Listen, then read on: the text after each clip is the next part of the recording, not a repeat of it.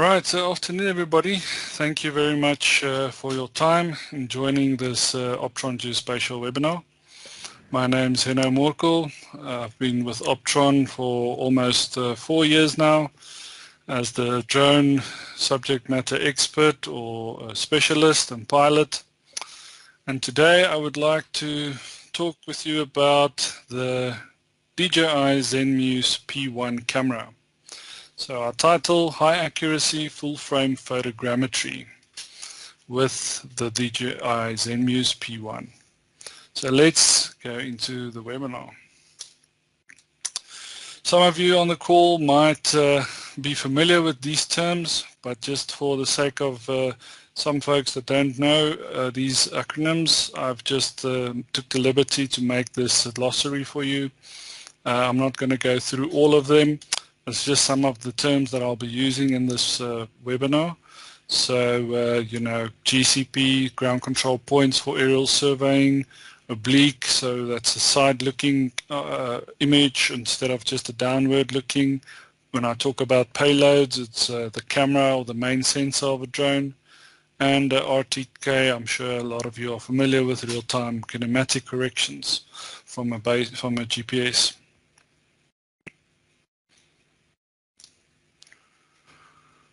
All right, so if we go over the content, there's going to be 3 sections of this webinar. It's going to be a product overview, then I'm going to show you the surveying workflow, and then the very exciting part, which I would like everybody to stay tuned in for, is the applications and case study section. So let's dive into it.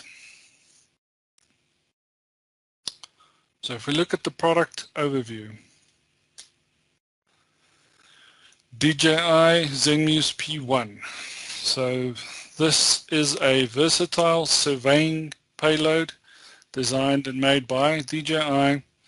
It is a fully integrated full-frame 45 megapixel camera that comes with that can work with 3 different lenses, namely the 24mm, 35mm and 50mm lens options on a 3-axis stabilized gimbal. So if you combine this camera with the flagship Matrice M300 RTK drone from DJI and the DJI Terra software, the P1 provides a very efficient and high accuracy aerial photogrammetry solution for enterprise customers.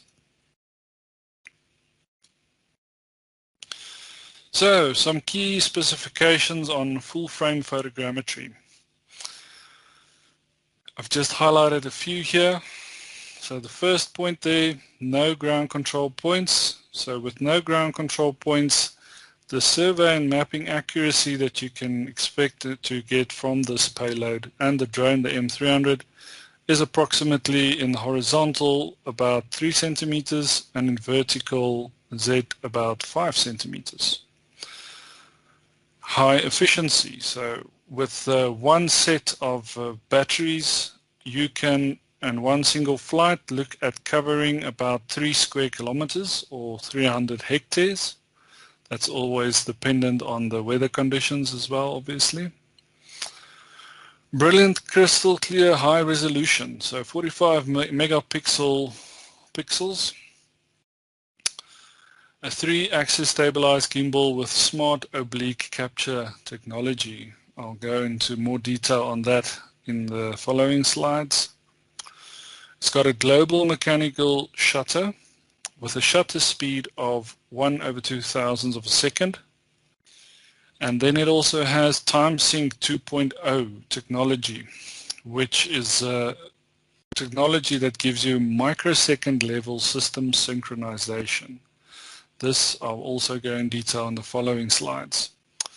You'll see here the line below, just with the red asterisk there.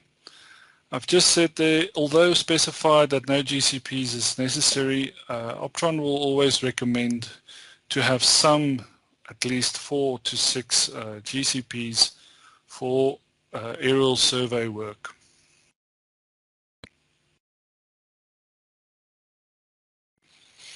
Right, if we look at the full frame CMOS sensor, just to give you a graphical indication, the P1 is 5 to 10 times more efficient if you compare it to a Phantom 4 RTK drone in both ortho and oblique mapping missions. So on the right hand, you'll see this diagram that I have here that shows you an indication of there in the red, that 1 inch is the sensor size, the camera sensor size of a Phantom 4 RTK versus the full frame, which will be the P1 there in red in the big outer block. The P1 is also a low noise, high dynamic imaging system, which means it increases your daily operation by 10%. Thus you can take imagery, you can map earlier in the day as well as later in the afternoon with less sunlight. If we move on, TimeSync 2.0. Okay, so what is TimeSync 2.0? This is what is the magic. It's assuring you the high accuracy. So what it does is microsecond level synchronization between the camera, the gimbal, the flight controller, and the RTK module. So from the picture of the M300 and the camera, the P1 here on the right hand corner, you'll see that the RTK antennas on the drone sits on the back there, and connected with the mobile base station that sends the RTK correction. It is within microsecond level, it's synchronized to get the corrections in these antennas that goes to the RTK, the flight controller in the drone, that knows exactly then the offsets to the exit pupil of the camera. This is what is really giving you that high degree of accuracy and efficiency.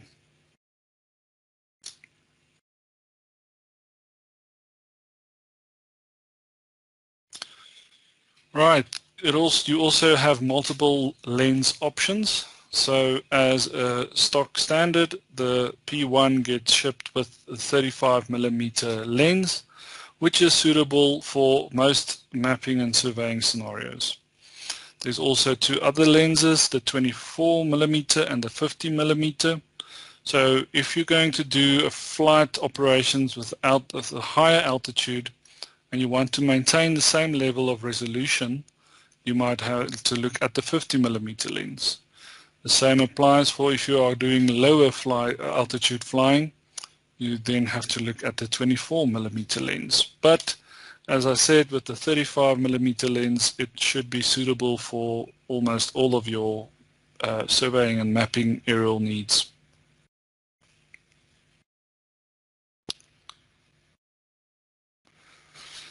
Right, so this is just a visual presentation of showing you the difference between a global versus a rolling shutter. So on the left there you can see an image that was taken with the P1. You can see crystal clear the details on the roofs and everything next to the building, and you can see the building is straight and the image is clear, there's no distortion. Versus on the right hand side you can see with a rolling shutter camera on a drone, this can induce, because the drone is flying at a high speed, motion blur, and the shutter cannot open and close fast enough to get in all the detail that it needs for that image. Thus it creates this blurred effect, which is not the quality of the data deliverables that you want. Okay, so if we move on to the smart oblique capture technology, because the camera, the P1, can shoot images at a 0.7 second time interval, it makes it extremely efficient when capturing for oblique data sets. So oblique data sets doesn't necessarily, 3D data sets have to be urban mapping environments. We're talking about open pit mines or quarries, for instance, as well. If you want to see high level of detail of the high walls, this camera is optimized to get you all the data that you need. So it'll automatically adjust, and it goes into a swing pattern where it takes photos of within the area of interest. So it won't take images at the outskirts of your area of interest, your survey, your mapping area on the turns. This then also makes it more efficient, so you don't have to process more images than is actually needed. This animation I'm going to play now will just show you exactly what I mean. On the right hand top you'll see there's a camera. You'll see it will move and oscillate over on its axis as the drone is flying. So here the drone is flying on its flight line and the camera is tilting, taking oblique and downward, nadir, straight downward looking images. On the turns it doesn't take any images. Then again in the survey area it oscillates and takes more images.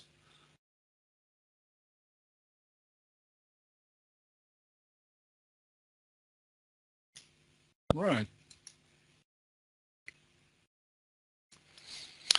So what the smart oblique capture method also from the P1, it achieves comparable efficiency in oblique mapping missions versus other fixed 5-lens oblique payloads that are in the market.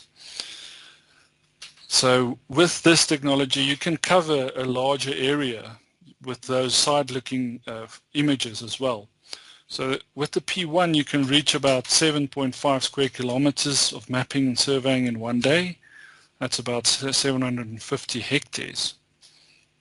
So the swing pattern, it performs a 5-directional for oblique mission. It would swing in 4 directions at a 60-degree angle and 1 direction at a 90-degree angle at the edges. And then again, to emphasize, you only then capture the essential photos needed for your reconstruction or your mapping or survey area. By only having the images that you need, this increases the speed as well of your post-processing, and it makes it 20 to 50% more efficient and faster.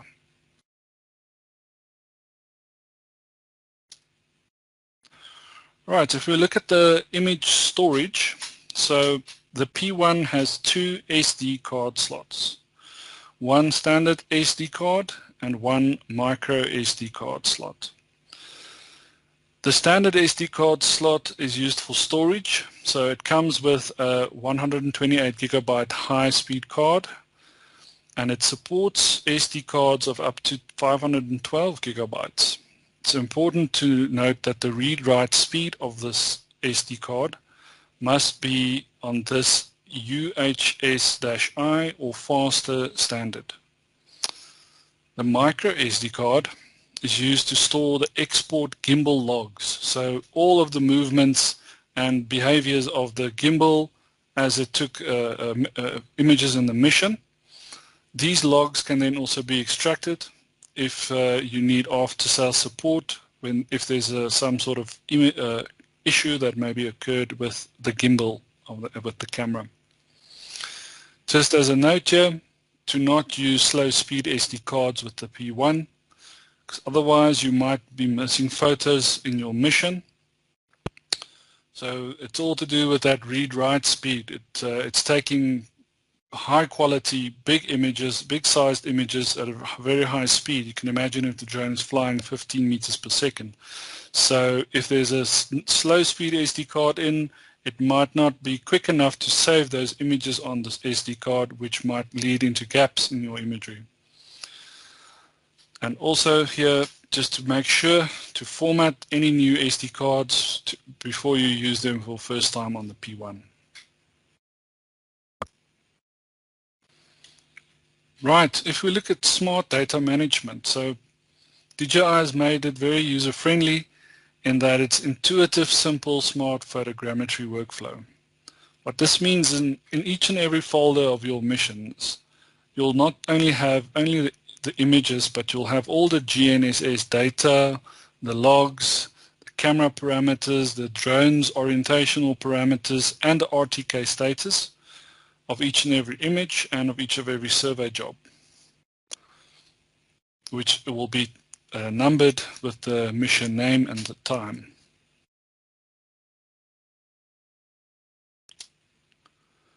So what this does is it basically it's ease of use. So most of the aftermarket or the photogrammetry software out there, like DJI Terra, like Pix4D Mapper, Agisoft, Trimble Business Center, UAS Master, you don't have to now, everything is in one place, so you don't have to match the positional data of each and every image to each and every GPS positional location. So everything is organized in one place, making it for a smoother workflow. You also get a .mrk photo log, and in this photo log you'll have a generated report that has all of the information, including the photo sequence, the exposure times of each GPS point photo, the second of the week, the phase center values between the antennas and the center of the camera, the ellipsoidal height, and all of these this information helps the post-processing software to easier find matches and to quickly reconstruct your scene or of your mapping area. Also have a .bin GNSS folder file. This file have got all of the recorded satellite observation data in it, including GPS, GLONASS, Galileo, Beidou, and the L1 and L2. Format in RTCM 3.2, which the user can then as well export if you wanted to do PPK on your data, so post-processing kinematic.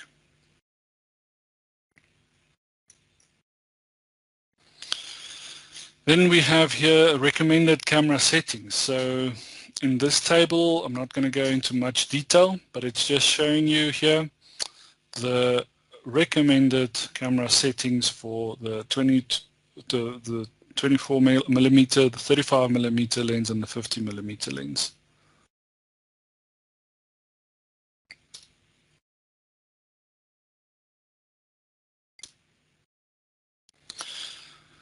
Okay, so the P1 has a lens parameter calibration. So because the P1 has swappable lenses, it would not have a fixed camera lens parameter recorded from the factory like a Phantom 4 RTK, for instance. So thus, you will have to do a camera lens calibration flight every time that you swap out between different lenses. But luckily, DJI has provided an easy step-by-step calibration workflow that one can do in the DJI Terra software. So after the calibration is done and you're going to do servo missions with your 35 millimeter lens, you should not remove the lens, because as soon as the lens is removed, you have to do a recalibration of it.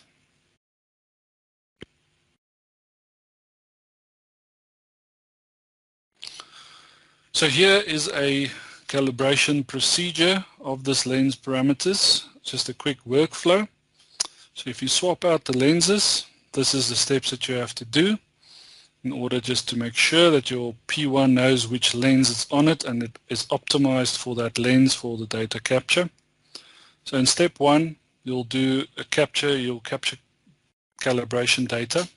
So you'll select a mapping site with terrain and capture a sample image data set which contains about 100 oblique photos. Then you'll do the processing, the reconstruction in the post-processing software in DJI Terra, create the 3D model. Then step number 3, under the AT report or aerial triangulation report folder, there'll be a file created called sfm-report-.json. So all that you need to do is you have to copy this file to the SD card in the root directory and plug it back into the SD card of the P1 camera, with the P1 camera being switched on. The calibration file will now then be automatically written into the P1 camera system. Then step 4, as a final test, if everything is in working order, you can take one sample photo. Then you open that photo on your computer as a text file. You search for the XMP field and you make sure that the dewarp data parameters are successfully written into the photos under the XMP field.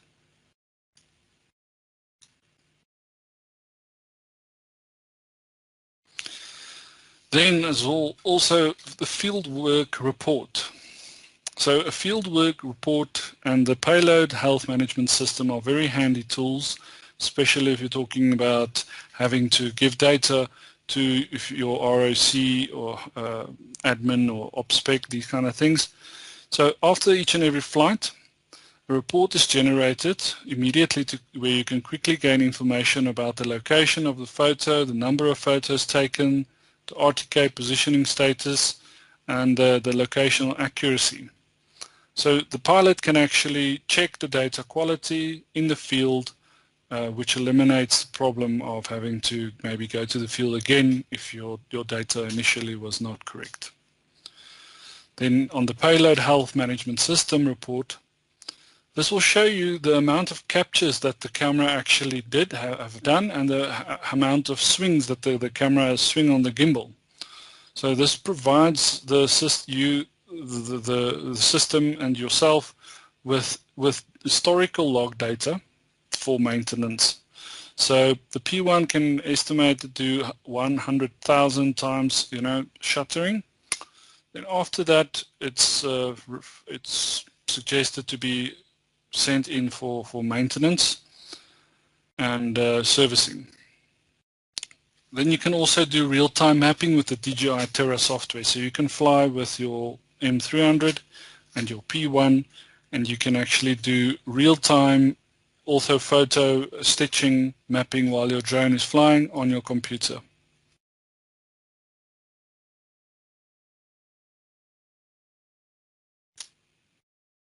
Right, let's go on to the second part of the webinar, the surveying workflow.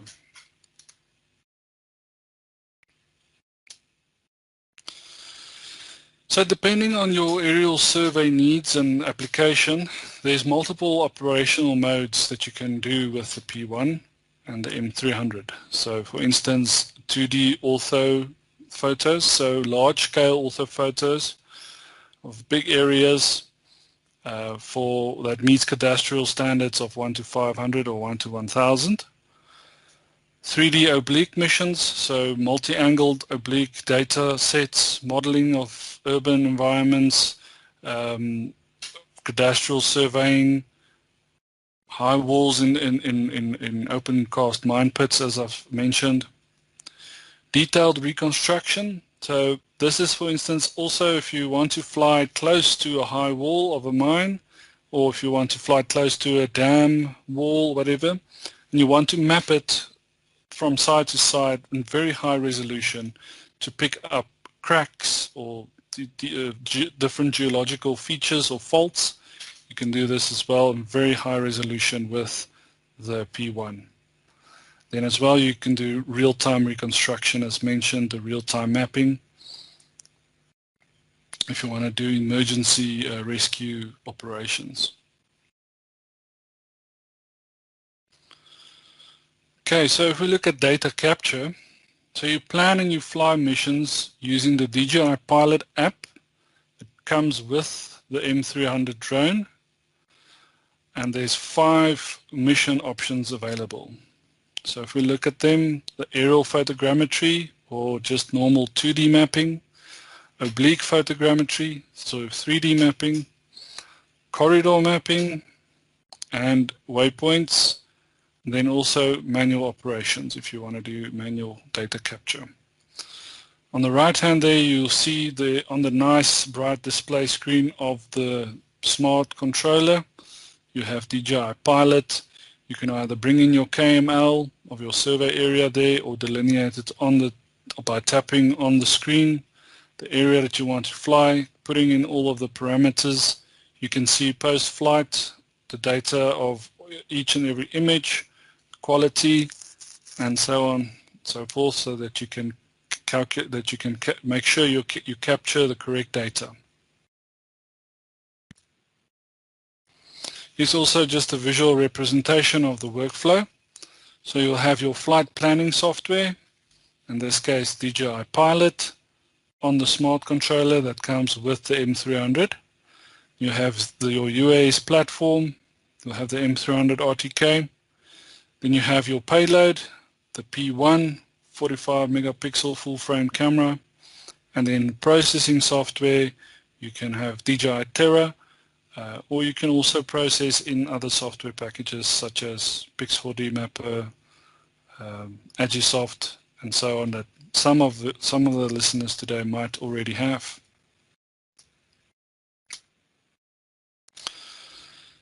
So in this table, I'm just broadly showing you the survey solution comparisons of DJI's survey and mapping drones. So at the bottom, you can see there's the P4 RTK, the Phantom 4 RTK. In the middle is the Matrice M210 RTK V2 with the X7 camera. And then at the top, we've got the flagship, the M300 RTK with the P1. I'm not going to go into all the detail in this table, but what I want to highlight is here on the right-hand side, there in red now, the efficiency. So if you look at the from the bottom up, if you look from a P4 Phantom 4 RTK, 30 minutes of flight durations per battery, plus minus. In the middle, the Matrice M210 RTK with the Zenmuse X7, you get approximately 28 minutes of flight times per battery set, which is 1.2 times more operationally efficient than the Phantom 4 RTK. But then if you look now here at the top, with the M300 RTK and the DJI P1, you get 43 minutes of flight time duration per battery set, which makes it 5 to 10 times more operationally efficient than a Phantom 4 RTK.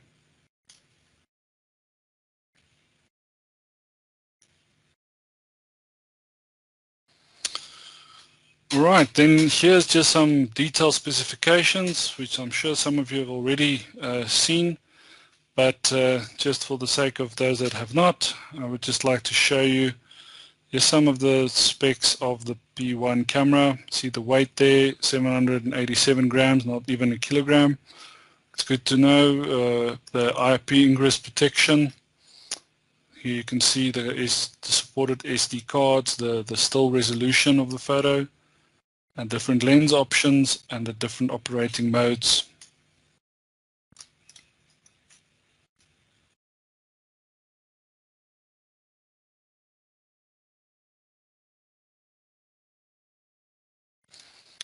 Okay, so now we reach the exciting part, the applications and case studies.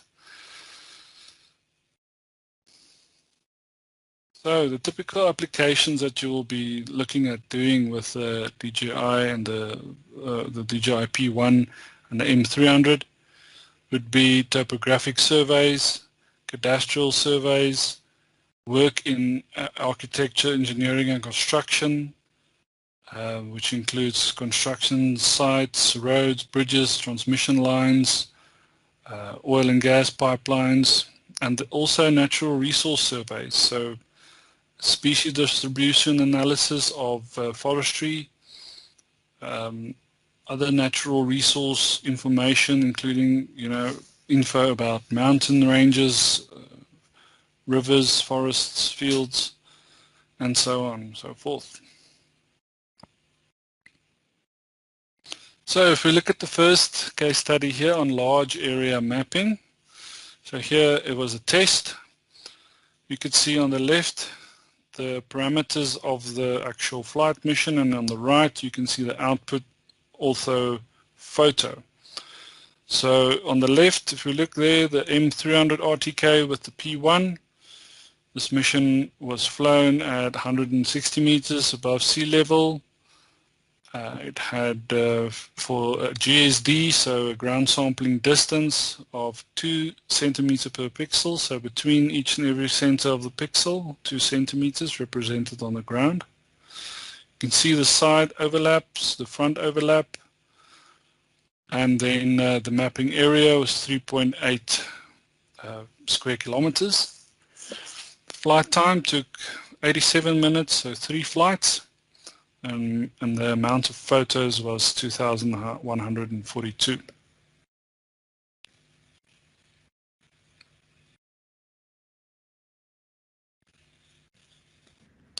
I just want to interrupt there, if you don't mind going back to the previous slide. Yes. There was a question in the chat group that said, since we can now take oblique imagery with the oblique smart capture, can we reduce the side lap? And traditionally we set the side lap to 70 or 80%, but as you Yes. can see in this case, it's at 55%. So yeah, thanks, Henno. 100%, Stefan. Yes, if you can see there, the boundary there, it said the smart oblique capture. So definitely it opens up your field of view, and your side overlap you can reduce quite a lot.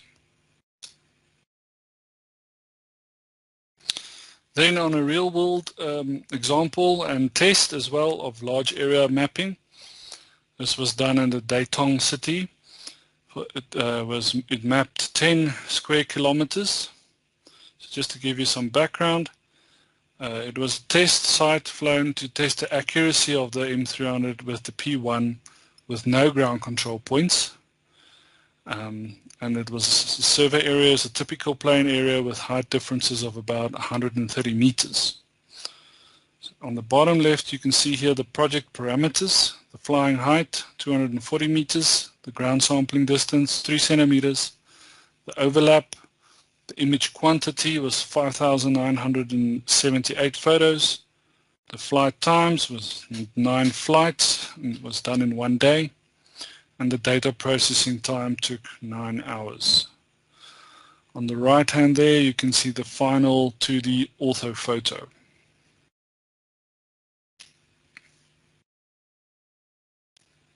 And to test the accuracy, they placed out 47 checkpoints evenly distributed over the area.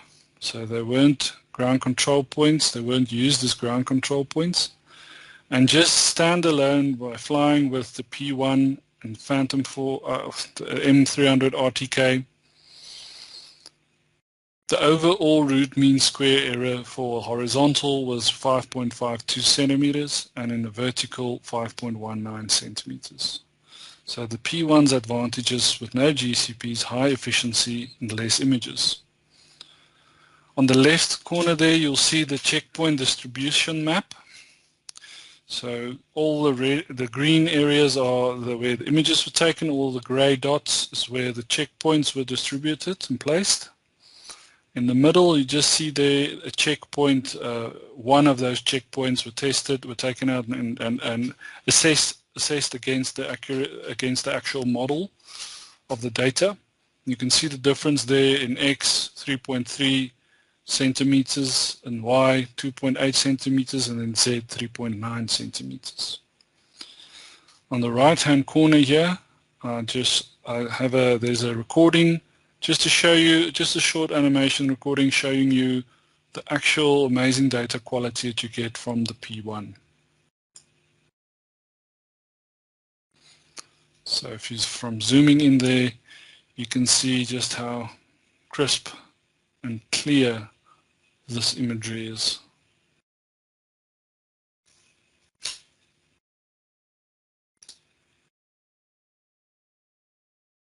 Okay, if we go over to a next large area mapping case study, this was done in Anhui. They mapped 65 square kilometers, or 65 square kilometers for 1 to 1,000 topographic project. You'll see there on the left as well all the parameters for the flight. M300 P1, flying height 263 meters above sea level, ground sampling distance 3.3, side overlap 60, front overlap 80, flying speed 15 meters per second, quite fast, mapping area 65 square kilometers, flight time 3 days, 28 flights, photos 21,065, and the actual processing time on a single PC with DJI Terra took only 48 hours. Here on the right you'll see the specifications of the processing PC with the DJI Terra used. So 64 gigs of RAM, a GTX graphics card, and an Intel i7 processor. So again, I'm going to show you this animation video just of the data set where they zoom in and show you the features and the data quality.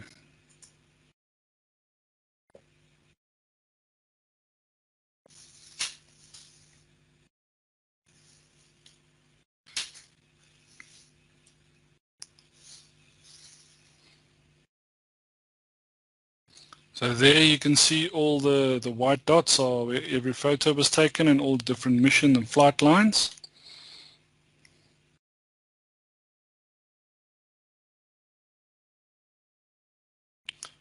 Now if we zoom in, you can see just how amazing this data quality is. I mean, for cadastral surveys, for detail mapping, for topographic surveys, for land use applications, it's truly remarkable.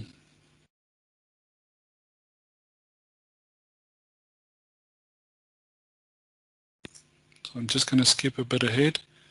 Here you can see the road.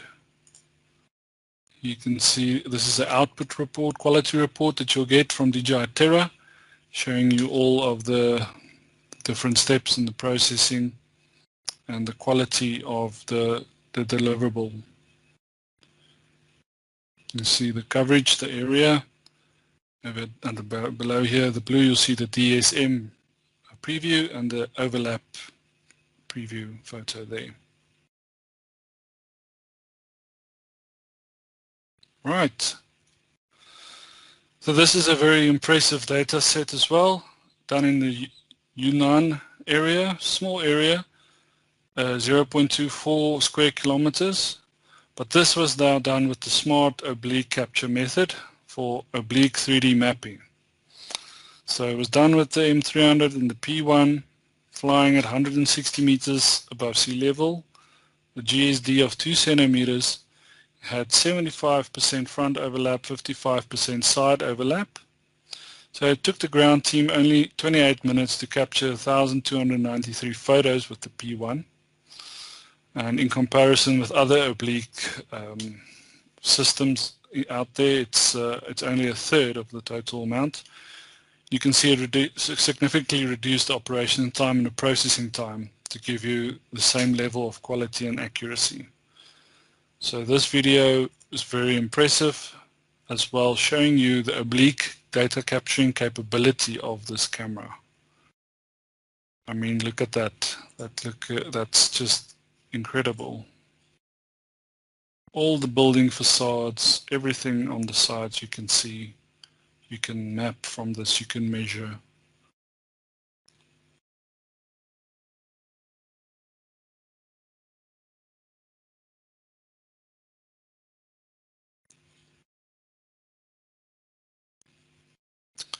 There the operator just switched on the camera, so the camera stations in the air, you can see all the green dots.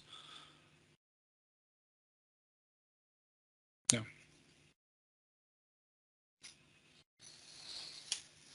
Right. Then lastly, also a very interesting and exciting one is corridor mapping. So this project was done on a river in the Chandu area in Tibet. So it was to look at the shoreline protection, to ensure stability, to avoid potential flooding, and for overall environmental protection of the river and the surrounding built-up areas. So you can see the length of this project was about 97 kilometers. So it covered grass fields, roads, forest fields, terrain, mountains and hills. This extreme environment, actually with sub-zero Celsius temperatures, really put the ground crew and equipment through its paces to create a 1 to 2,000 topographic map for the customer within a month. So with the M300 and the P1 with the 35mm camera, the flight altitude of 480 meters above sea level, 80% front overlap, 70% side. The corridor task was completed in 13 days with 55 flights by only 2 operators. which is really impressive. So again, here's an animation for you just to show you the data deliverable. There's the corridor, switched off the line, and you can see all the images perfectly stitched together. You can see the severe hills and mountainous areas, changes in elevation.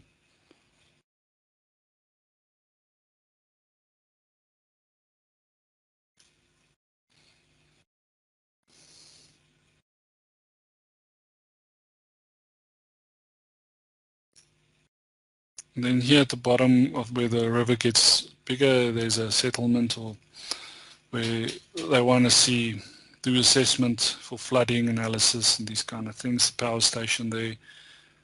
And then here you can also see the condition of the road, the cracks in the road, how bad that the road needs to be resurfaced. It's just amazing the quality that you can see from the P1 camera.